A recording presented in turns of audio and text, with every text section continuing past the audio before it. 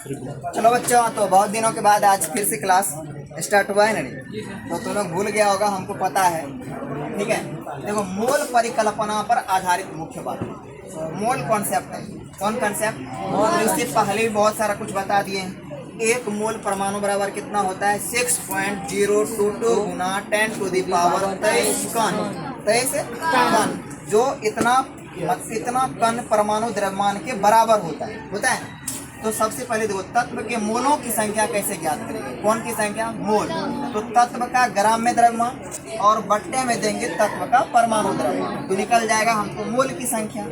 अगला है यौगिक का मोल कैसे ज्ञात करेंगे? तो यौगिक का जितना द्रव्यमान होगा, उसमें जो जो चीज मिला हुआ है उस सबके जोड़ करके और भागा दे देंगे यौगिक का आणविक द्रव्यमान से।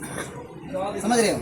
अगला है तत्व का एक मोल बराबर 0.6 कितना होता है? ये तो अभी तुरंत बताएं, 6.022 गुना 10⁻23 परमाणु। अब यौगिक का एक मोल बराबर कितना होता है? 6.022 इंटू 10⁻23 अणु। यौगिक होगा तो अणु हो जाएगा, तत्व होगा तो परमाणु हो जाएगा। तो मानक ताप और दाब पर गैस का एक मोल 22.4 लीटर के बराबर होता है। अब यहाँ देखो, अब यहाँ पर मोल की संख्या निकाल ले रहे हैं। कहा है 5.75 ग्राम सोडियम में मोलों की संख्या ज्ञात करें। तो यहाँ क्या लिखें? सोडियम का सबसे पहले जिसका कहेगा मोल की संख्या ज्ञात करने के लिए, उसमें हमको उसका सबसे पहले परमाणु द्रव्यमान जानना जरूरी है। कोई दिक्कत? वैसे यह आपको प्रश्न में दिया हुआ रहेगा। तो सोडियम का मोलों की संख्या क्या हो जाएगा? तो कितना ग्राम में सोडियम का द्रव्यमान, तो सोडियम क्या कितना द्रव्यमान दिया हो? 5.75। और सोडियम का परमाणु द्रव्यमान कितना होता है? 23 ग्राम।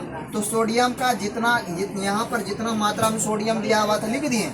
आज सोडियम एक मोल कितना द्रव्यमान के बराबर हो रहा था? 23 ग्राम, और इससे भागा दे दिए तो हमको निकला 0.25 मोल निकल गया ना।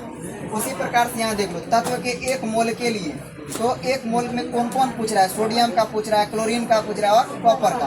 तो एक बात याद रखना, एक मोल द्रव्यमान जो होता है ना, जो तत्व होता है उसके परमाणु द्रव्यमान के बराबर होता है। उसके किसके बराबर? परमाणु। जितना परमाणु द्रव्यमान होगा वह एक मोल द्रव्यमान के बराबर होता है ग्राम में। तो जितना, अब देखो सोडियम का परमाणु द्रव्यमान 23 ग्राम, कितना ग्राम? 23 ग्राम। तो इसका क्या हो जाएगा? एक मोल कितना ग्राम के बराबर? 23 ग्राम के बराबर। और क्लोरीन कितना होता है? क्लोरीन का 35.5 ग्राम। तो यह इसका परमाणु द्रव्यमान कितना हो जाएगा? 35.5 ग्राम। और कॉपर का होता है 63.5 ग्राम। तो इसका एक मोल द्रव्यमान ग्राम में कितना हो जाएगा? 65.5 ग्राम। आई होप समझे होंगे। अगर समझ गए होंगे तो आप लोग चैनल को सब्सक्राइब शेयर जरूर कीजिएगा। धन्यवाद। ताली बजा।